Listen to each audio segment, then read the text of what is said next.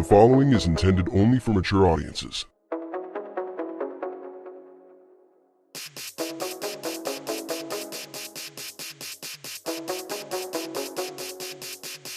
Open your ears and lube up your butthole. It's time for the What Do We Call It podcast. Now, here's your host. It's Jmann.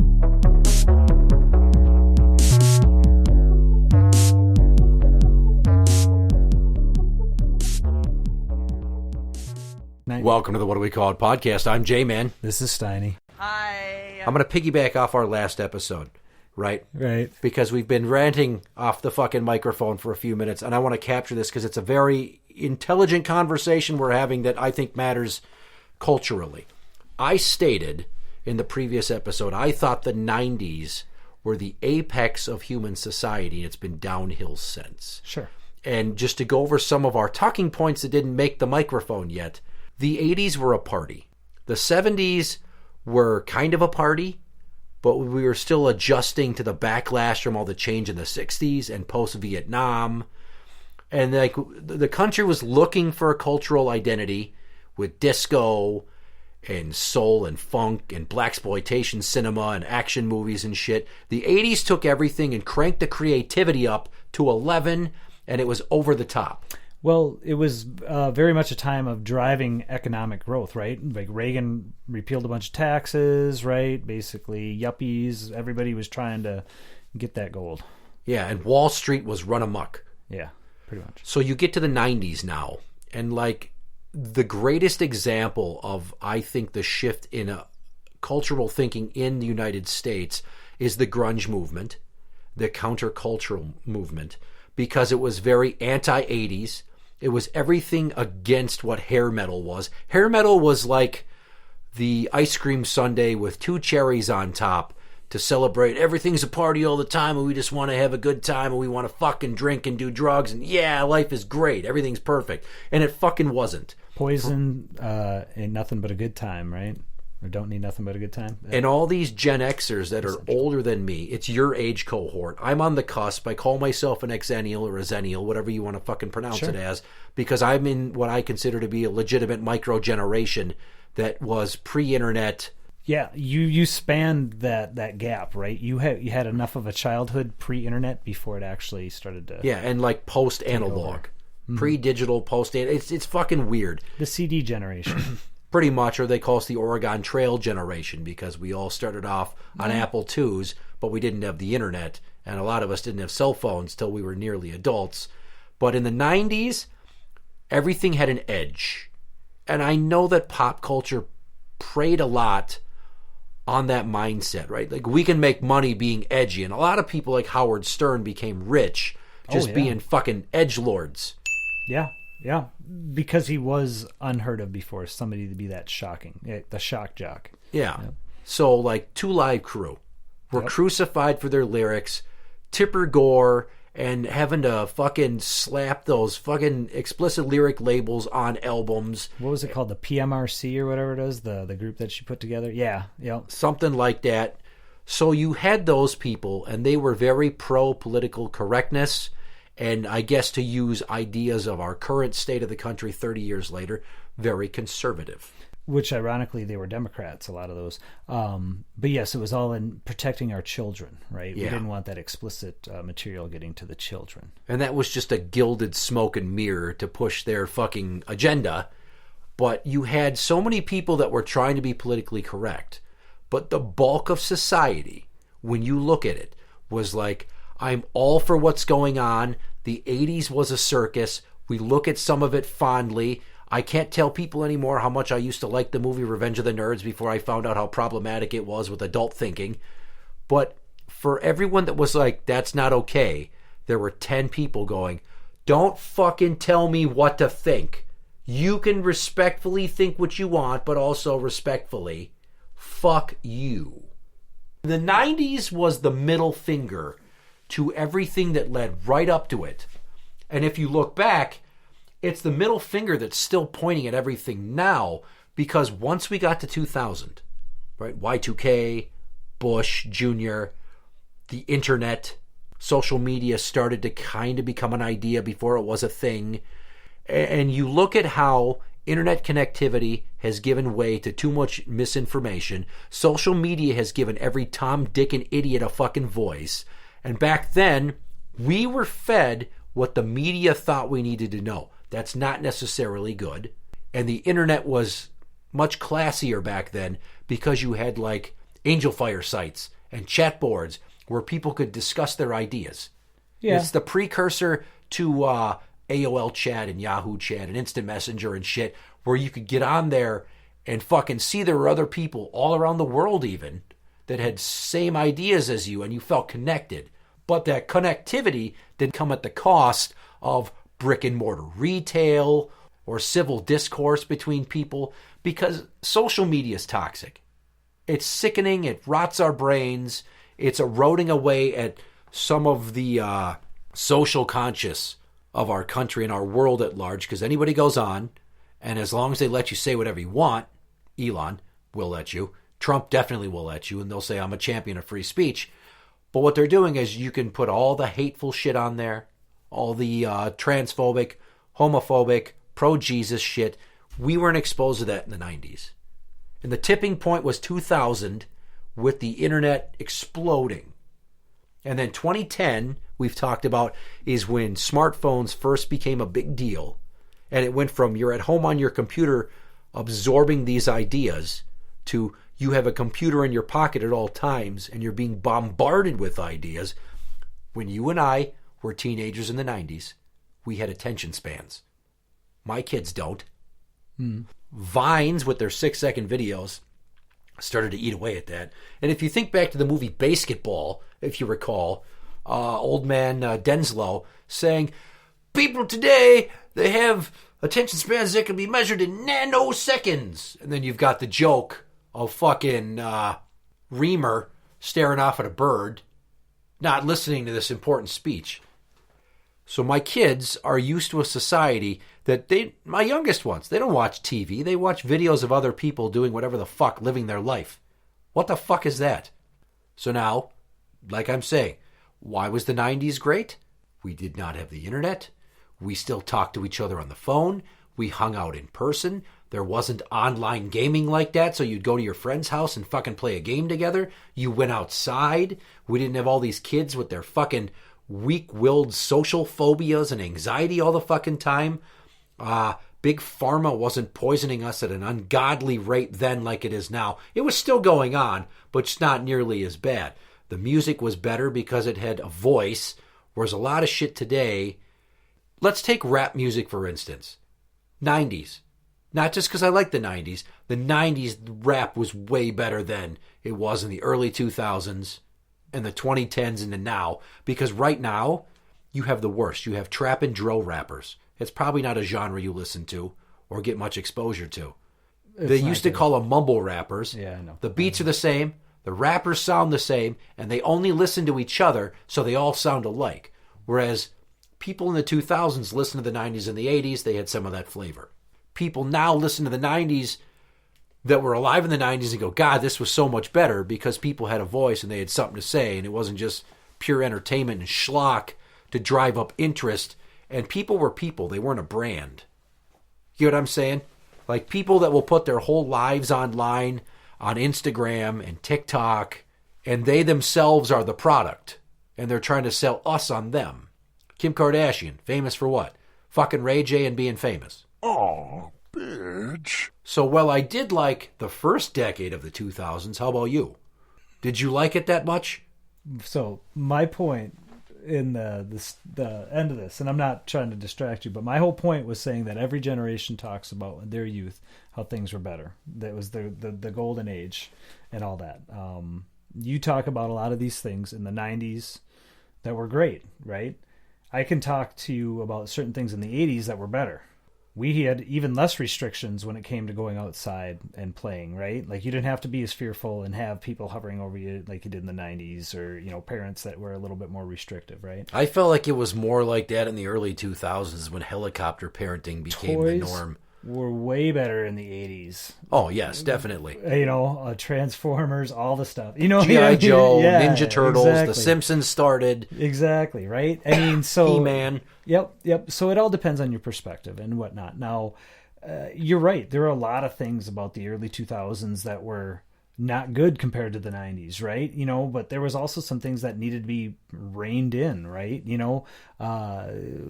had a Enron scandal in the mid 2000s, right? You had the housing market crash. You had that ridiculous, lending bubble, and you had for-profit schools with predatory lending and all these people going into debt that was trying to be absolved at the last administration. Illegal piracy of art involving movies and music like Napster and Kazaa and LimeWire and shit. Right. And so now, instead of it being, cheap for everybody and people not getting paid that way, or artists not getting paid, now they're just getting paid pennies. Oh, great. For hundreds of thousands of listens, pennies. Right. And you still have the corporate overlords getting all their money. You know what I mean? Some things don't change. And even though the structure is supposed to change or things get better, it doesn't take long for it to rubber band back, or to the control to come back, or for somebody to get their hands into shit, This society's number one goal has always been greed, has always been money. Mm-hmm. So when it comes down to it, those who have money will continue to try and make money, and will always find ways to continue to exploit those who have the money to spend. And it sucks, right? Because even our politics, so much is around money. Oh, it's driven solely by billionaires. Right? Funneling their vast wealth into the candidates they want, that will give them breaks and corporate tax help so that they can exploit loopholes or create new ones to just further create their wealth. I mean, I don't understand how a group like unions would not support the Democratic Party this last election. Well, there were some that chose not to. You realize that by Elon spending a bunch of money and getting in Trump's ear, I imagine they're going to try to do something to deregulate the workforce, right? You know what I mean? They've already said that they're going to do away with one of Biden's laws that opened up more people to overtime pay entitlement, especially in like the state of Texas, I believe it was. Of all places, right? Where yeah. They're probably exploiting the hell out of the workforce anyway. Who knows? Maybe they will get rid of a bunch of illegal people here, and maybe they'll only do the criminals first, the ones who are here illegally and who are criminals. Fine. Get rid of those people, right? Nobody wants them here, right? We don't want anybody who's a criminal here. But what happens when they really try to enact it on a much bigger scale? A bunch of people get caught up in the way too wide net that shouldn't be in that group, and then they get sent away. It's like, oh no, the guy that worked the hardest on our crew just got shipped back to fucking Guadalajara, and he was a good dude, and you left his fucking family here now. What the fuck? Marco, the guy who owned the taco shop for 40 years, the pillar of the community, who's helped so many, fundraisers for everybody. No, not him, right? Shit like that. Well, so. I think it has less to do with my opinion about the apex of society. Mm-hmm. I think it hinges a lot more, for me, on art and the expression of self. Not one thing that may have existed under a different name, and I just wasn't cognizant of it back then. True. And that has just boomed the last 5 years alone. People say it's not a thing. Cancel culture is not a thing. You can't cancel anybody. Now, originally it was like, oh, fuck, you're going to get canceled. Now it's like, well, there's no consequences, because now just your fan base shifts. People have made jokes like, yeah, Louis C.K. got outed as a pervert. Like, I disagree with the way you phrase that, but yeah, he did get outed for what he was doing. He admitted he did it, and that's just his kink. But what are you saying? Well, now all those fucking perverts that support him are making him money when he performs again. Like, well, he's a comedian. He's always going to have the ability to make money. There's always going to be somebody that's going to like something he says. The group might shrink, and his profits might be less. But don't act like all of a sudden he's a MAGA comedian, because that's not true. Well, some of the MAGA comedians are really bad. Jim Brewer and what's his name? Rob Schneider's one. Oh my God, the comedy is just so bad. So when I talk about how things were better back then, I want to say that in the 90s, on college campuses, there was less pressure to be not even politically correct. Now it's you have to be socially moralistic. And what that means to many is that you have to agree with everything that progressives say. And it seems like the conservatives cry they're limiting our free speech. And the lefties are like, don't fucking say things that disagree with what I think. Fuck you. There used to be that center of the road that all these extremes that we've been pushed out to now have left behind. And that was, on a college campus, you could critically think, you could challenge the students' ideas. And there's too many educators now that say, it's fucking disgusting. I'm scared for my job. I don't even know what to say. If I accidentally misgender somebody with a pronoun, I'm going to lose my job. And here's why I talk about lefties run amok. Somebody who is neither, I think, left nor right. And he's very milquetoast. Jerry fucking Seinfeld, of all the non-threatening comedians, says, I will never play a college campus again. It is a fucking nightmare. They don't want to hear jokes. They're offended at everything you say. You're trying to make a play on words for the sake of a laugh, and they haven't had enough critical thinking practice now because they don't encourage it on campuses to use that other part of their brain where they go, ha ha ha, he doesn't really mean this. They're all hyper fucking sensitive, and they take things literal, and they're jokes. And they're like, how dare you? And he's like, no, they're jokes. He's like, I will never do it again. And that's fine. You'll always have Dave Chappelle and people like him that came before him, like Carlin and Pryor and Doug Stanhope, and people that will challenge the thinking by bringing up intelligent points, not just saying fucked up shit to get a laugh and try to make a buck that way on controversy. As much as the pro-trans crowd wants to shit on Dave Chappelle, I think he actually has a respectful view. And as much as he might say things that the pro-trans people are upset about, he has stories of experiences with someone who was trans. He treated them with respect. And as much as you don't like his jokes, I'm going to measure him more based upon the way he would treat somebody who is trans. Daphne, his deceased friend who committed suicide. He treated Daphne with respect and gave that person a platform on a stage that they wouldn't have gotten any other way than him helping it happen. Right? That to me speaks volumes. George Carlin, back in the day in the 80s, talking about how the government's bullshit and they're poisoning us and it's mind control. Well, he was very anti-religion as well. Yeah. So I guess I look at it now like I don't understand why there's all this resistance to exploring other people's thinking, because once you get past all of that negativity and difference, all that's left to see is humanity and similarity, and then you're like, we're not that different. We can get along, but nobody wants to do that anymore. So I think, well, there's a... From 99 on, it has gotten more polarized and more extreme, more at a rapider rate since 2020, obviously, the last 4 years. But I just felt like, not because I'm romanticizing my youth, but because I felt like more people had something to say because they wanted to say it, not to make a buck like in the 80s, and not to try to go for that nostalgia of like quasi 90s edginess in the first few years of the aughts, the early 2000s. People were mimicking the 90s to less success. Would you agree with that? That they were trying to ape some of that sentiment to try to reap the financial benefit? I get that there was corporate grunge rock, and we weren't aware of it at the time. Yeah, I think you're looking at everything through a very narrow scope of like music and entertainment, when there was so much more in the world than just that. But art imitates life. And I look at comedy, stand-up comedy, as the last beacon of speech and expression. I still look at it that way. There's people that want to try to stifle it.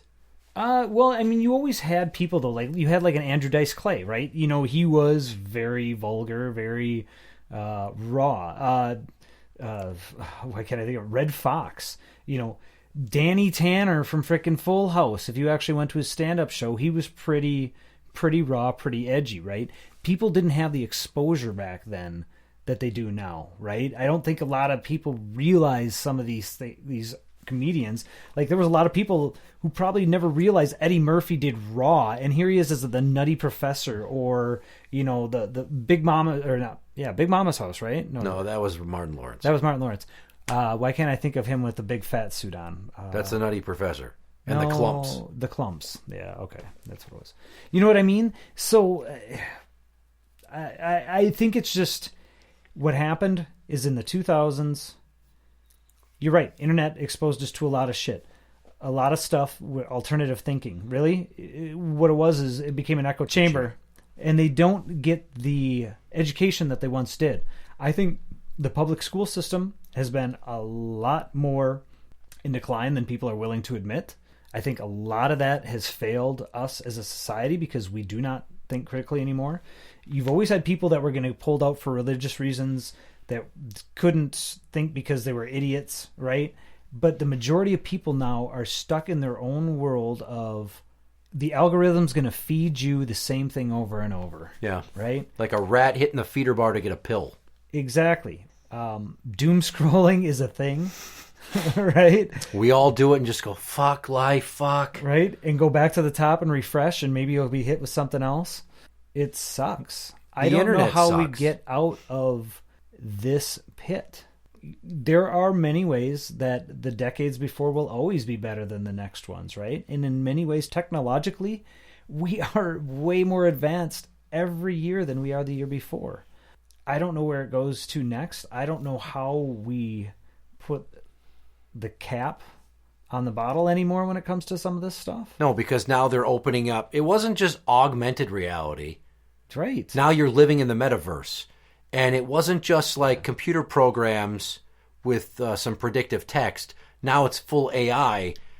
And even though, you know, James Cameron wrote Terminator and Terminator 2, and nobody seemed to fucking learn from that in the tech sector, they're just like, nah, it can't be like that, can it? Fucking yes, it can. I mean, who would have thought that once upon a time ago, letting a grown man hang out with fatherless little boys around football games would end in butt fucking? But, I mean, Jerry Sandusky.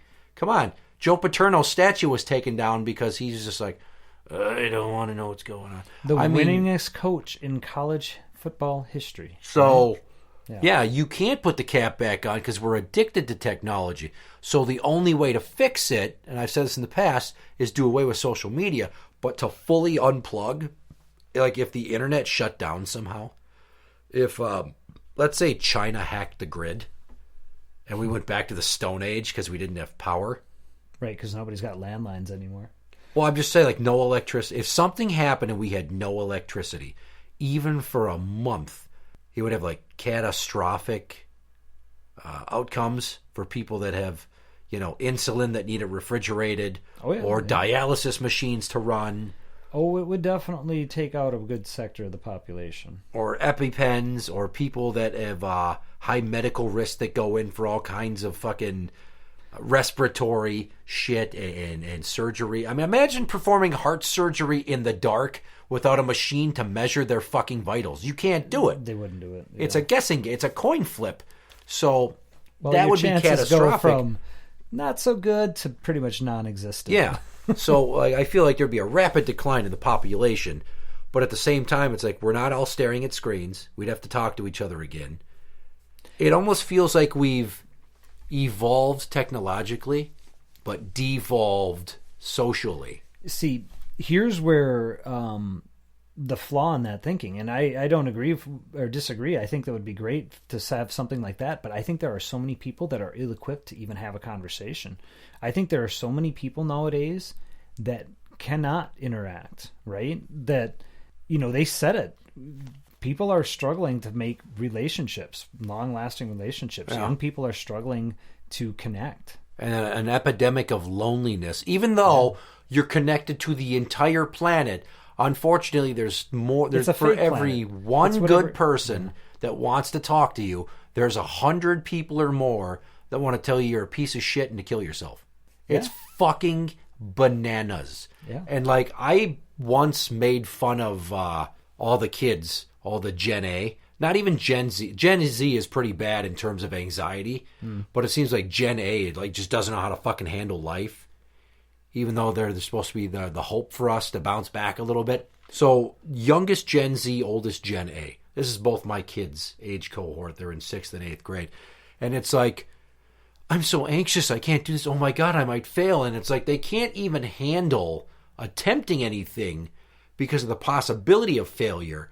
They don't even realize that it's trial and error to get the result you need. And they're so fucking anxious, and they sit on their screens, and it's the safety of being behind this fence of a phone. They can talk to anybody. They don't have to risk social rejection.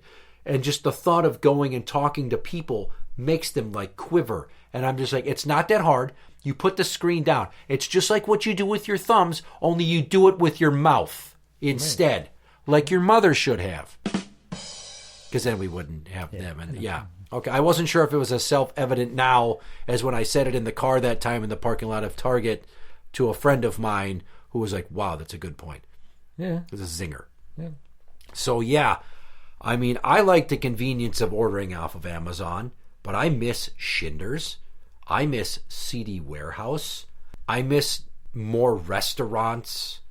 I miss terrestrial radio having more variety. I miss cable TV because even though there were lots of channels and you didn't watch a bunch of them, odds are you were going to get some top quality somewhere, even where you didn't expect it, because they weren't mass producing content. It's not even art, it's fucking content at an alarming rate that costs way too much money, and they charge you an arm and a leg to go, I don't like that, I don't like that, I don't like that. And then your list of what you want to watch is like 7 things amongst thousands of things, and then they cancel your favorite shows.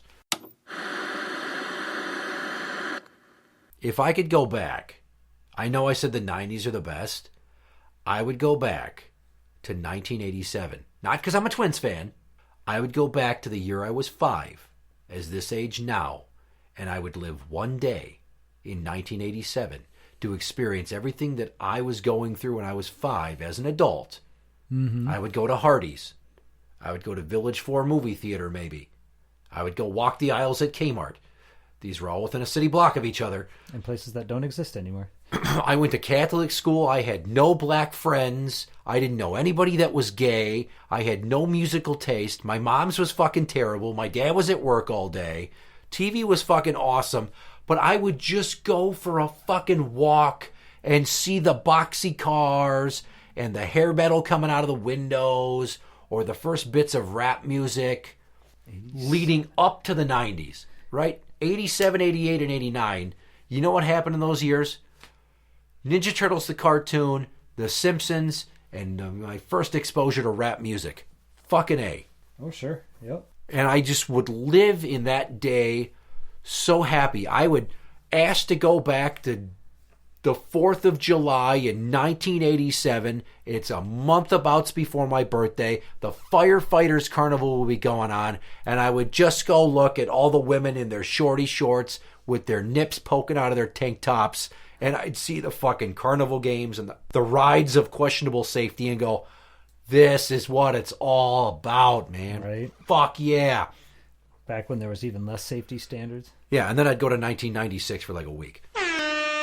See, if I would relive a time in my life, I'd go back to the late 90s just because I was 18 to 21 and just, it was that kind of, I didn't argue with you that the 90s weren't a great time. It was just, that was that kind of cusp of the world changing. You still had sitcom TVs that had a laugh track filmed in front of a live studio audience, right? You know, before you got to these mockumentaries and everything else that changed so much.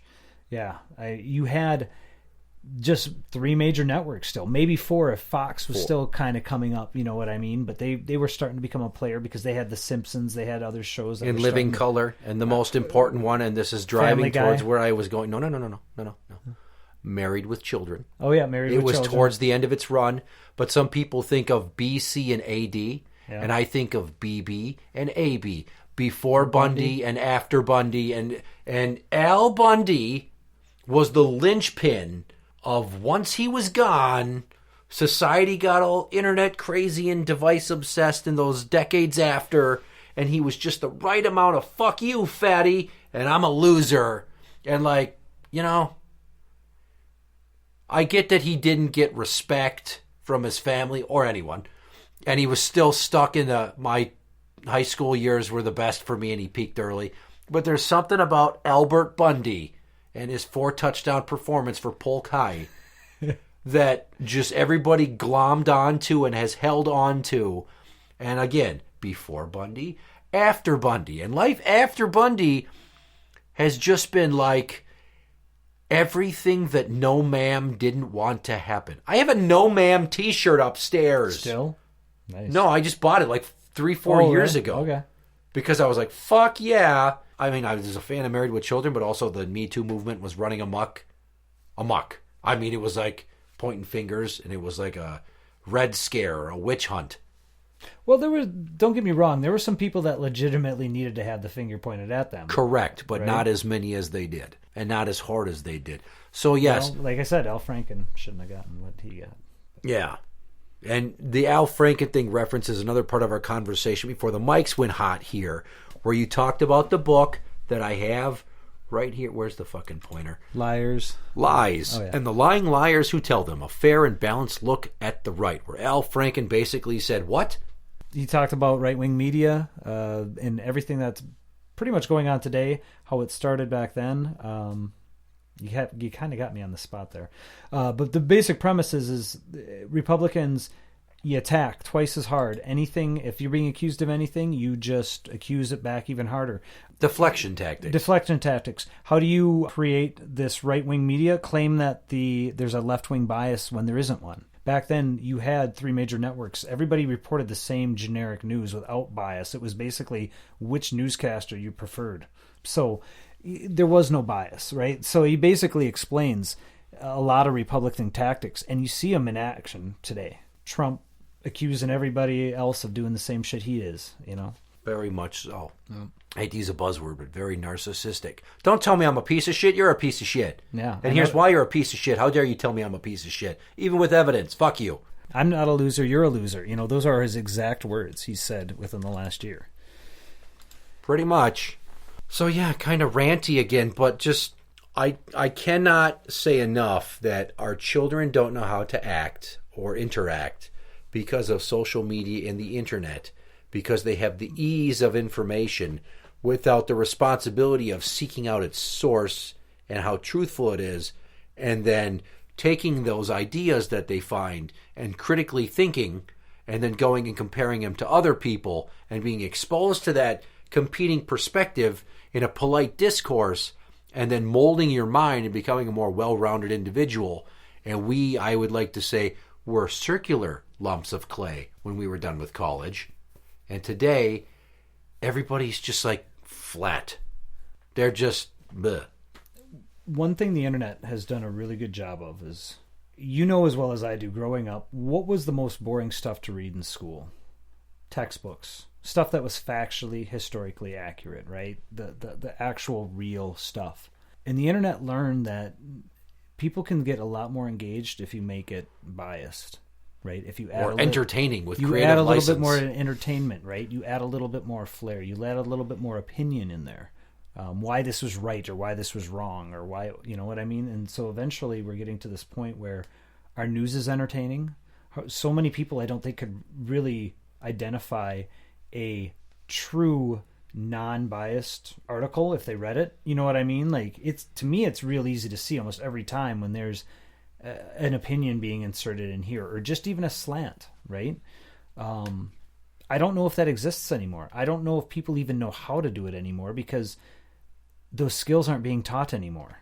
Journalism isn't the same anymore. I think we need the oldest of Gen Z to pick themselves up by their bootstraps. Stop refilling your Adderall prescription. Stop depending upon your antidepressants. Stop taking your fucking anti-anxiety meds and go out and live, and then have kids. And then raise those kids to go, you know, we thought we knew, and then we went off all the shit they forced on us to make us, quote, feel better. And then we actually felt alive, and now this is the world that we helped mold, being off the pharmaceutical coma. True. And detaching and unplugging from the internet and our computer phones, and just raise whatever comes after Gen A. I guess they're just going to be Generation Beta. That sounds like a shitty name. Terrible. But Makes him sound like a... Gen B, I don't know. Fucking do something, you cunts. Gen Z, fucking do something to fix yourselves so that you can raise a generation that tips the scales back in the positive. It's not probably going to happen. But if you could do that, it would be freaking great. It's a Jay Moore quote. Interact with the show on Twitter, What Do We Call It? That is What Do We Call It? You can find us on Facebook at facebook.com/group/What Do We Call It podcast show. For the What Do We Call It podcast, I'm Jmann. This is Steiny. And that's the end.